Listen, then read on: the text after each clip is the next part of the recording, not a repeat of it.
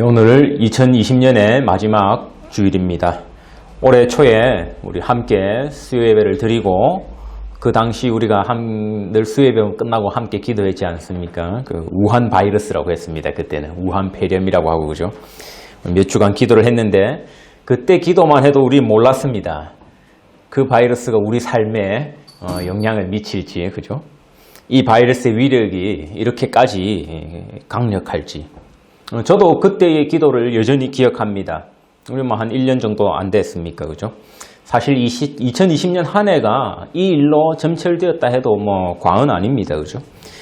2020년의 시작을 여는 기도에서는요, 우리 사실 다른 나라 일로 기도했습니다. 다른 사람의 고통을 위해서 우리가 중보하는 그런 마음으로 기도했습니다.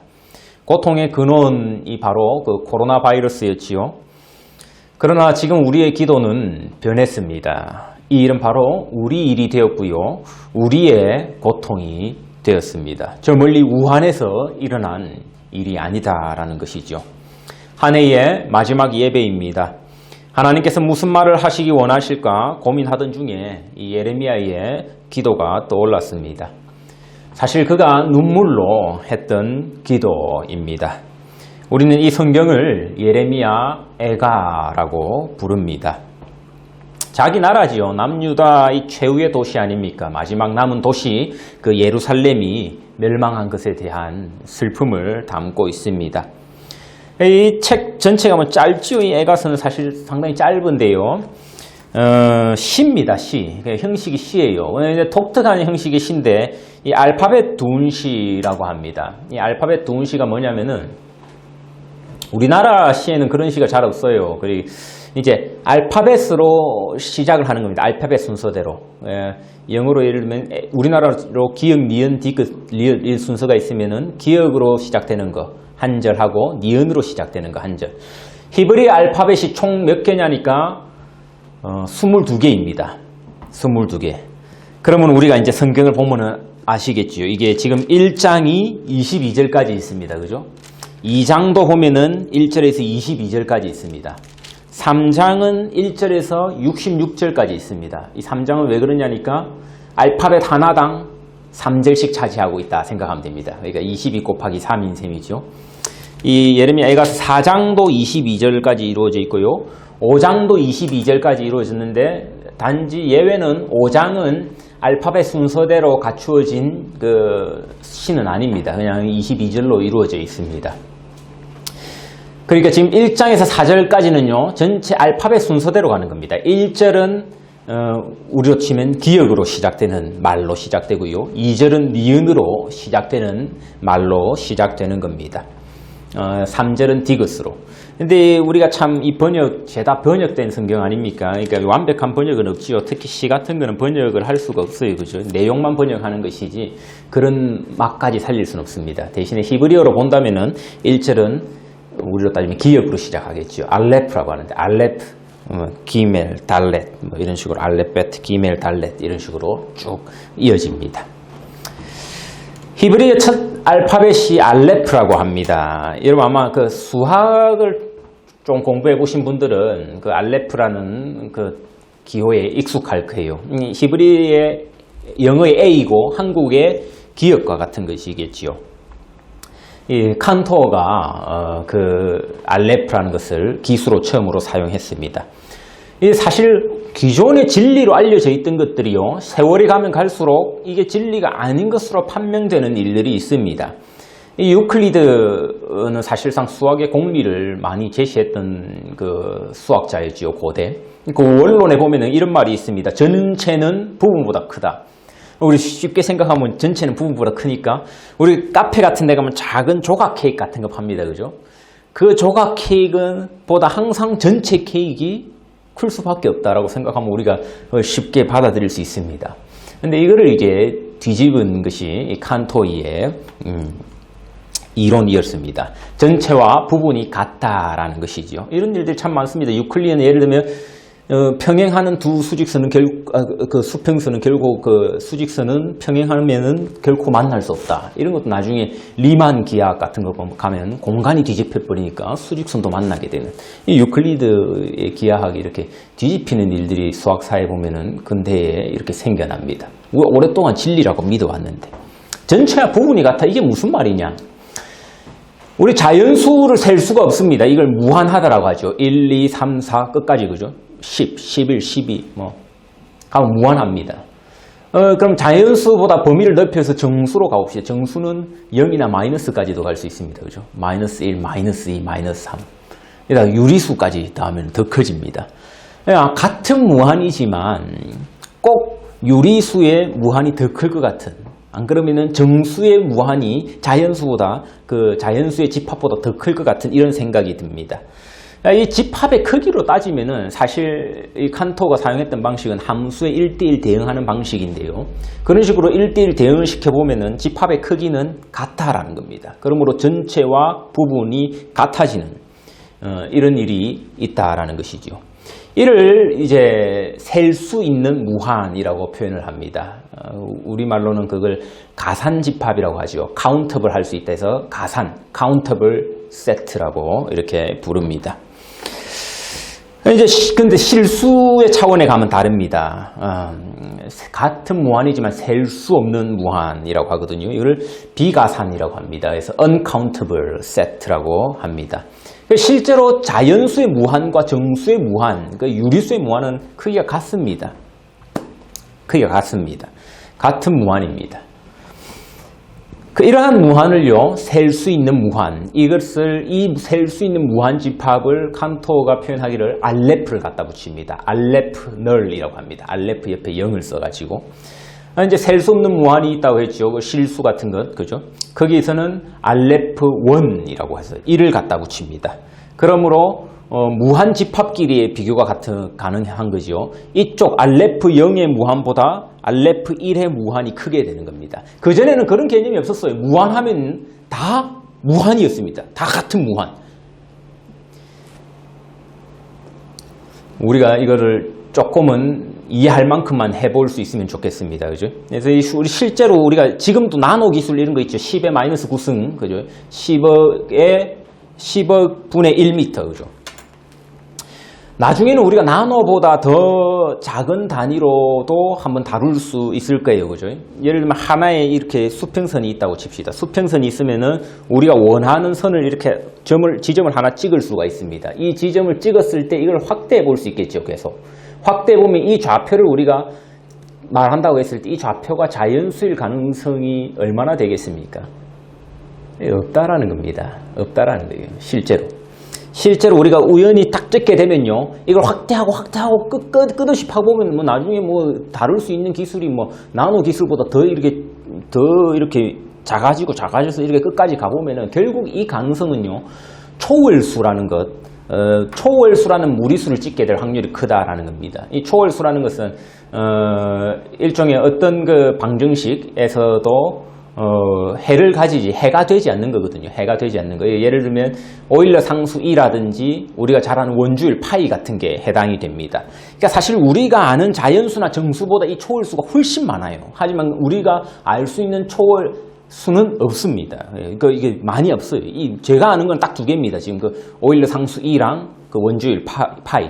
하지만 숫자 전체로 따지면 대부분은 초월수라는 겁니다. 우리가 발견을 못할 뿐이지.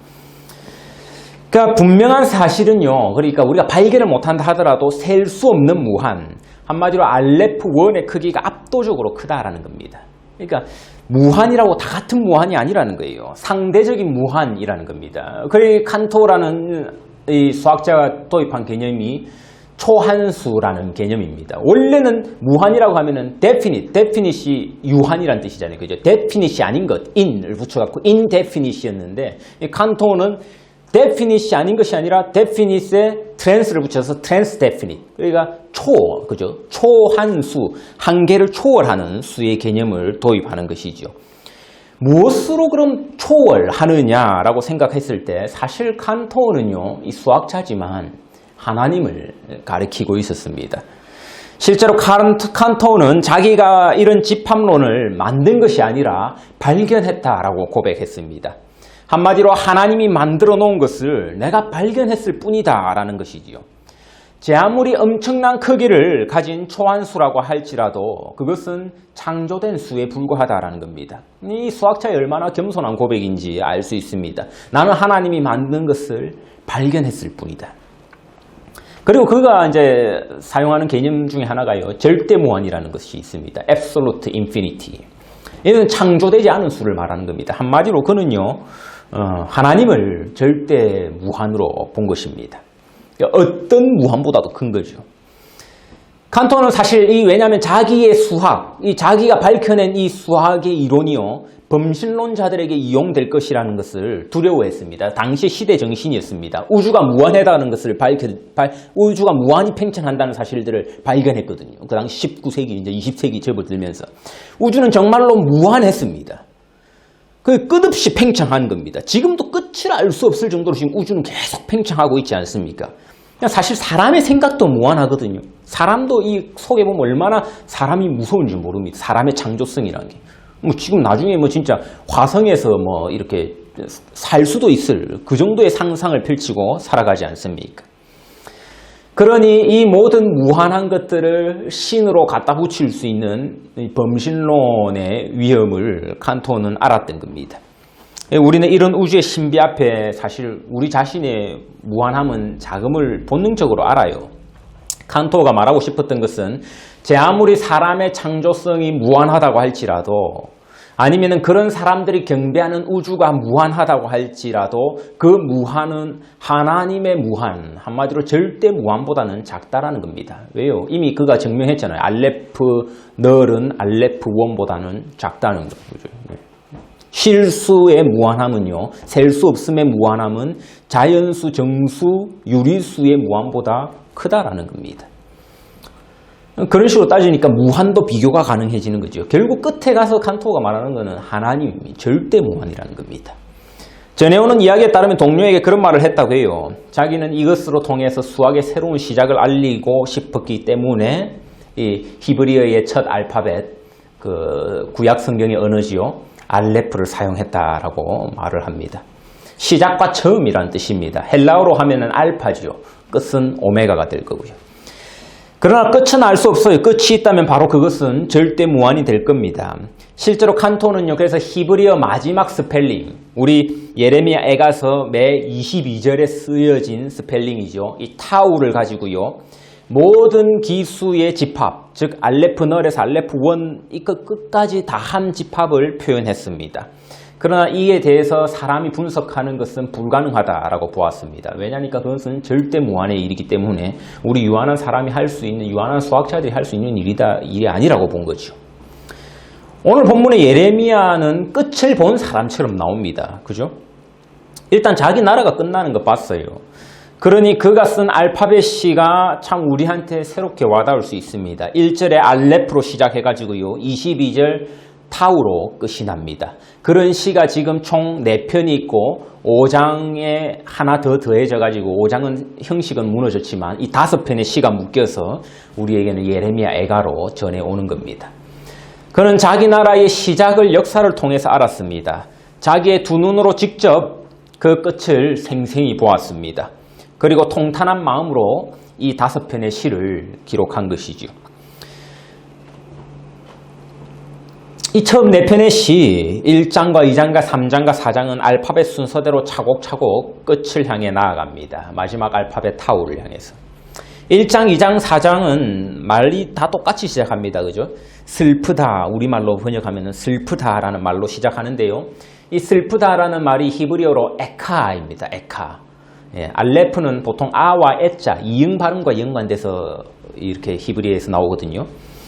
예, 에카로 시작하기 때문에 이 예레미야 애가인 것은 아니에요. 그죠? 예, 그거는 별개입니다. 그죠? 우리도 올해 2020년에 알레프를 기억합니다. 어땠습니까? 우리 남에 대한 기도로 시작했습니다. 중국을 위해서 우리 수요 예배 때마다 기도했습니다. 우한 폐렴으로 고통받는 자들을 위해서. 근데 올 한 해의 마지막 이 타우에 도달해 있는 이때는 우리의 기도가 변해 있음을 발견합니다. 바로 우리 자신을 위한 기도로 바뀐 거죠. 한 해를 돌아보면 우리가 함께 했던 기도 제목들을 제가 쭉 살펴봤습니다. 올 초에는 남에 대한 기도로 시작했더라고요. 이제 그 기도가 한 2월쯤 되니까 우리가 뭐에 대해서 기도했냐니까 중국 사람하고 그 아시아 사람에 대한 차별로 이 우한 폐렴이 번지지 않게 우리 함께 모여서 기도를 했더라고요. 우리 연초에 제1회 그 갈보리 달리기 대회 할 때만 해도 이런 상황을 전혀 모르고 달리기에만 전념했습니다. 그때만 해도 저도 빨리 리벤지 매치를 할 기회가 오기를 기다렸습니다. 이 도전자들 항상 그 챔피언이 그 자리에 있을 줄 알죠. 그죠? 당시 챔피언이었던 이 전집사님은 지금 없어졌는데, 도전자들이 이 도전할 대상을 잃어버렸습니다. 그죠? 예. 그런 일 있고. 창립 30주년 기념 전교인 수양회를 준비하고 또 한참, 기대하고 있었습니다. 이처럼 우리는 시작을 알아요. 그리고 어떻게든 다들 시작은 합니다. 그죠? 그냥 끝은 알 수 없습니다. 그 당시에. 끝이 돼봐야 아는 겁니다. 그죠? 이제는 우리가 2020년의 타후, 끝을 아는 순간에 이르렀습니다. 야, 이거 전지구적인 재앙이었구나. 라고 우리는 누구나 지금 부인할 수 없는 사실 앞에 애통하고 있습니다. 이런 끝을 미리 보고 선포하는 자들을요, 성경에서는 예언자라고 합니다. 예레미야도 그런 예언자였습니다. 그의 예언은 비극적이었습니다. 나라의 멸망을 예언하는 일이었습니다. 그렇기에 매국노라고 손가락질을 당했습니다. 얼마나 많은 핍박을 받았는지 모릅니다. 그런데 결국 예레미야의 예언대로 되었습니다. 나라가 망했습니다. 바벨론에게 예루살렘까지 망해버렸습니다. 예레미야가 매국노가 아니었다는 사실은요, 여기서 드러나는 것이죠. 실제로. 애통합니다. 예레미야만큼 애통한 사람이 이 성경 속에 어디 있습니까? 애국자냐 매국노냐, 이거 사실 당시 상황 속에서는 잘 안 드러나요. 당시 하는 말로만 봐서는 분명히 예레미야가 매국노입니다. 입만 열면 뻥끗하면 나라 망한다고 예언하는데 어떻게 뭐 사람들의 눈에 가시가 아닐 수 있었겠습니까? 다른 예언자들도 많았거든요. 그들은 다 괜찮다 했습니다. 아, 괜찮다. 지금 우리나라 약간 휘청하지 마. 우리나라 잘 극복할 거다. 잘 될 거다. 하여 예레미야는 그런 소리 하지 않았죠. 하나님 시킨 대로 했습니다. 아니다. 우리나라는 망한다. 결국 애통하는 자는 예레미야입니다. 그때 괜찮다 했던 자들은요, 바벨론 지하에서도 아마 얼굴 바꾸고 잘 살아갔을 거예요. 괜찮다 하면서 이제 우리 바벨론 사람들 말 잘 들으면서 잘 살아가죠.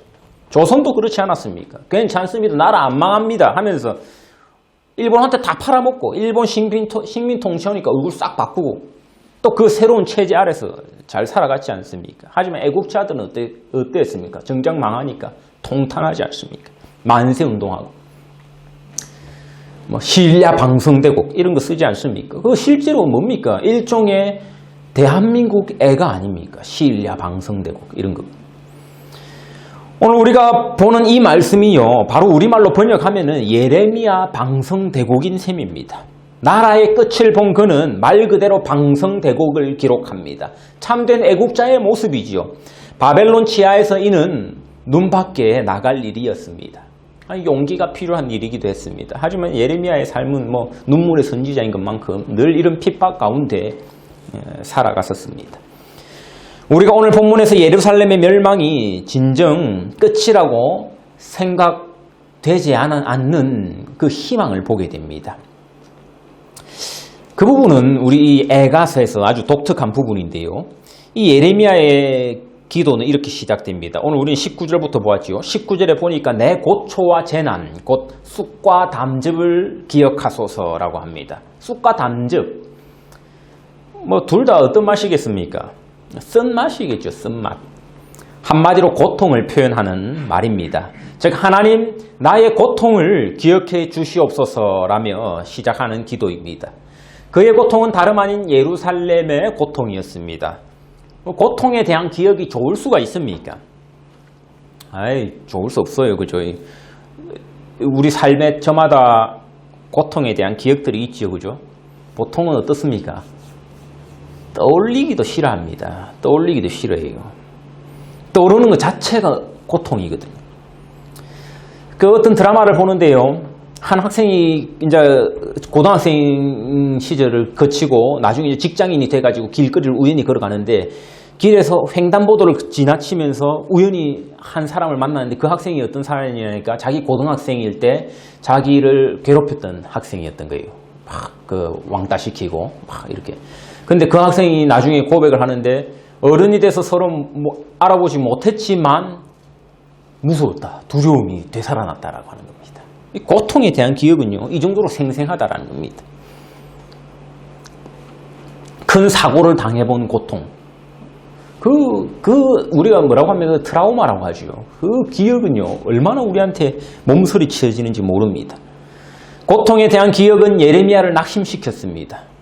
그러나 예레미야는 낙심에서 멈추지 않지요. 20절에서 21절로 나아갑니다. 내 마음에 담아두었더니 그것이 오히려 나의 소망이 되었사오문 이라고 말을 합니다. 내가 고통을 겪었습니다. 그 고통이 나를 낙심시킵니다. 얼마든지 낙심시킬 수 있습니다. 내가 어린 시절에 사랑하던 자녀를 잃었습니다. 그 고통, 나를 낙심시킬 수 있다는 겁니다. 그러나 예레미야의 고백은 뭡니까? 내 마음에 담아두었기 때문에 이것이 소망이 되었다라는 고백을 하고 있습니다. 예레미야는 그야말로 고통의 선지자였지 않습니까? 나라의 멸망을 자기 혼자 매국노 소리 들어가면서 예언했어야 됐고, 하나님 뭐라고 합니까? 너는 결혼도 하지 말라고 하잖아. 너는 연애도 하지 말고 너는 가족들과 식사도 하지 말라고 하지 않습니까? 왜? 너는 고통스러워야 하니까. 네 고통을 보고 다른 사람들이 깨달아야 하니까. 그 고통의 선지자였는데 이 고통의 선지자가 하는 말이 내가 그걸 마음에 담아두었다라고 하는 겁니다. 이쯤 되면 우리는 절차 탕마와 같은 일을 떠올리기 쉽습니다. 실제 그 자기의 아픔이나 실패를 교훈 삼아서 이를 악물고 노력해서 성공하는 그런 말 우리 참 많이 들으면서 살아갑니다. 오늘의 실패가 내일의 걸음이 될 것이다. 지금 예레미야는 그런 말 그딴 소리 하고 있는 것 아닙니다. 우리가 올 한 해 알게 모르게 코로나 바이러스로 인해서 큰 고통을 받았습니다. 사실 고통이란 것도 공평하진 않아요. 어떤 사람들은 다른 사람에 비해서 너무 큰 고통을 받았습니다. 또 어떤 사람들은 보면은 다른 사람의 고통의 기회를 통해서 재작년과 다른 큰 이득을 얻기도 하는 것 볼 수가 있습니다. 이 고통 끝에는 결국 소망이 있을 것이라는 말. 사람이 대단해가지고요. 결국 백신 만들고 또다시 그 새로운 일자리를 창출하고 그런 기대에 대한 소망을 언급하는 것이 아닙니다. 이 예레미야가 말하는 기대는요, 우선 현재의 은혜를 찾는 데서 시작됩니다. 절망과 고통 가운데 있습니다. 그러나 예레미야는 현재의 은혜를 발견했습니다.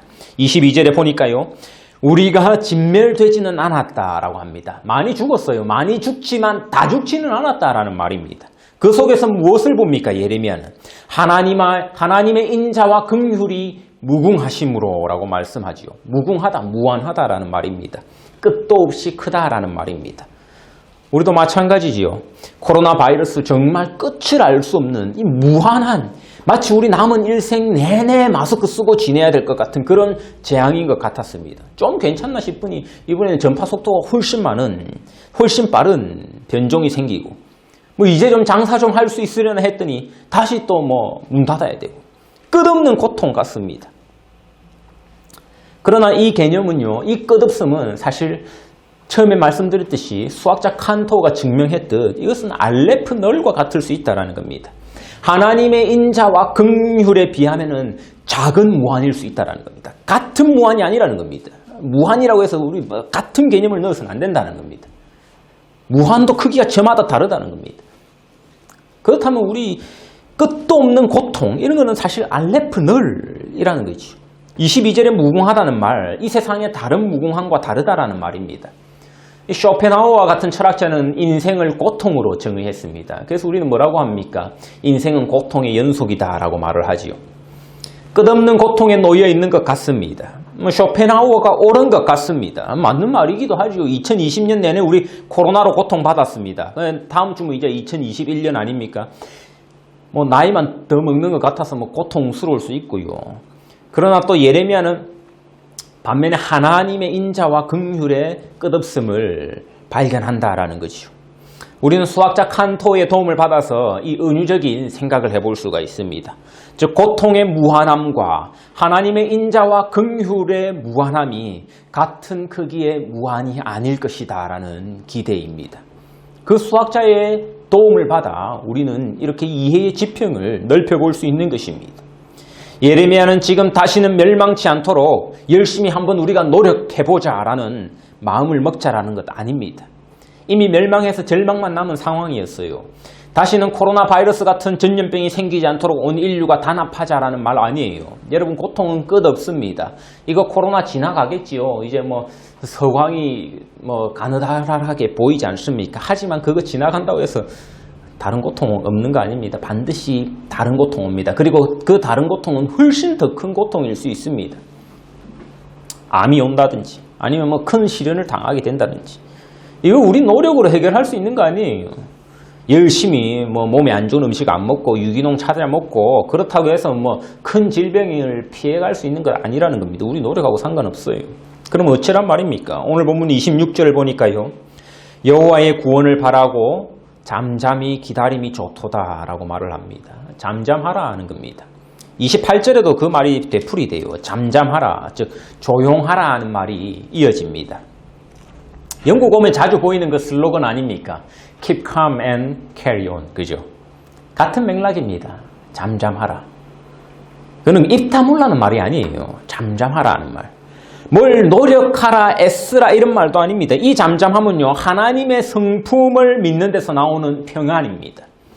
하나님의 성품을 믿는다는 말은요, 하나님을 안다라는 말입니다. 예레미야는 하나님을 알았습니다. 우리 본문 조금 뒤에 보니까 33절에 보니까 주께서 인생으로 고생하게 하시며 근심하게 하심은 본심이 아니시로다 라며 마치 하나님의 본심을 아는 자와 같이 언급하는 것을 볼 수 있습니다. 하나님의 본심을 그는 알았습니다. 우리를 고생시키고 근심하게 하는 것, 그의 본뜻이 아니라는 말입니다. 그의 소망에는 근거가 있었습니다. 그렇기에 예레미야는 고통을 마음에 담아둘 수가 있었던 겁니다. 제가 올 한 해 정리하면서요, 제일 먼저 떠오른 단어가 바로 이 고통이라는 단어였습니다. 우리 세대에 이렇게 많은 사람이 삽시간에 죽은 역사가 대체 언제 있었습니까? 온 세계가 고통 속에 있었던 한 해였습니다. 시신을 보관할 곳이 없고 병상이 없고 예방도 치료책도 없던 고통을 2020년 한 해 동안 겪었습니다. 이 고통을요, 우리 마음에 담아두기 원합니다. 그리고 하나님 앞에 잠잠해져야 할 것입니다. 저는 개인적으로 저는 모태신앙입니다. 못한다 해갖고 모태신앙이라고 하던데요. 뭐 실제로 인생을 살아가다 보니까 진짜로 그런갑다 이런 생각이 들 때가 있어요. 옛날에는 우스갯소리다 이렇게 생각했는데, 성탄절에 교회 안 가보기는 진짜 이번이 처음이었습니다. 이번 주 우리 이제 송구 영신 예배 있는데요. 송구 영신 예배는 저는 안 가본 적이 있었던 것 같아요. 몇 번 있었던 것 같은데, 오랜만에 안 가볼 것 같다 이런 생각은 드네요. 처음에는 우리 오늘 주일 예배 하듯이 줌으로라도 모일까 이런 생각이 들기도 했습니다. 들기도 했는데, 물론 그렇게 하는 것도 좋을 수 있겠지만요. 잠잠히 기다려보는 것도 좋겠다 이런 생각이 들었습니다. 그 26절의 말씀이 참 와닿았거든요. 사람이 여호와의 구원을 바라고 잠잠히 기다림이 좋도다. 우리 이 한 해 2020년 한 해 고통 가운데 있었던 순간, 우리 이 마지막 순간에 한번 잠잠하게 기다려보는 것 좋겠다 싶습니다. 올 한 해는 함께 성탄절날 모이지도 못하고 송구 영신 예배 모이지도 못하지만 한번 keep calm, 잠잠히 기다려보는 것. 이는 우리의 무력함의 고백이 될 것입니다. 실제로 우리는 무력했기 때문입니다. 이는 겸손함의 고백이 될 것입니다. 하나님께 우리의 무력함을 고백하며 겸손히 나아가는 시간 가지기를 원합니다. 백신으로 이겨낼 수 있겠지요. 마스크 쓰고도 우리 담대히 살아나갈 수 있겠지요. 이런 노력의 모습이 아니라요. 올해의 마지막에는 정말 우리의 무력함을 고백하며 우리의 고통을 마음에 담아두는 시간 보내기 원합니다. 그때에 하나님 우리의 고통을 소망이 되게 해주실 것입니다. 이 소망은 끝없는 고통보다 더 끝없는 훨씬 더 큰 절대 무한이신 하나님만이 주실 수 있는 것입니다. 이거는 그냥 우리가 종교적인 어떤 마취, 체면 상태를 그는 그런 것을 말하는 것이 아닙니다. 일종의 어떤 플라시보 효과가 아니라는 겁니다. 실제 소망을 말하는 것입니다. 손에 잡히는 소망을 말하고 있다는 겁니다. 지난주에는 성탄 인사 주고 받으셨다면 이번 주에는 또 우리 새해 인사로 여러분들과 인사를 나누게 될 겁니다. 그죠? 우리는 특별히 또 한국에도 지인들이 많으니 아마 여러분 밤 늦게나 또 아침 일찍 연락 주고 많이 받으실 것 같아요. 이때 흔히 주고받는 인사말이지요. 지난 한 해의 안 좋은 기억들 모두 잊어버리고 지워버리고 행복한 기억들만 가슴에 담기를 원합니다. 이런 우리 또 상투적인 어구들 많이 주고받습니다. 우리 오늘 함께 말씀 보았습니다. 그죠? 우리 이번에 인사 한번 바꿔보면 좋겠습니다. 뭐 이걸 남들하고 인사하라 이런 말은 아니지만요. 우리 예레미야 애가의 말씀처럼 내 고초와 재난, 곧 쑥과 담즙을 내 마음에 담아두었더니 우리의 고통을 마음에 한번 담아두는 2020년의 연말 되기를 바랍니다. 아마 다른 사람들 그렇게 인사할 거예요. 우리 안 좋은 일은 다 잊어버리고 갑시다. 지워버리고 갑시다. 우리는 한번 담아두어 봤으면 좋겠습니다. 다른 사람들 모두 지워버리기 바쁜 기억일 때 우리 한번 해봤으면 좋겠어요. 이런 건 믿음의 실험 아닙니까? 믿음의 실험. 한번 담아두면 힘들 겁니다. 그러나 예레미야처럼 우리 담아두어 봅시다. 예레미야도 힘들다고 고백하잖아요. 20절에 보니까 내 마음이 그것을 기억하오니 내가 낙심됩니다. 그러나 담아두고 잠잠히 기다린다면 반드시 하나님 우리에게 그것이 소망되게 해주실 겁니다. 왜 그렇습니까? 근거는 하나예요. 하나님이 원래 그런 분이시기 때문입니다. 예레미야는 하나님을 잘 알았습니다. 우리도 그렇게 하나님을 잘 알아갔으면 좋겠습니다. 바로 그런 하나님을 믿고 기대하며 오늘의 고통을 마음에 담아두는 우리 사랑하는 갈보리 교회 성도님들 되시기를 간절히 축원합니다. 함께 기도하겠습니다.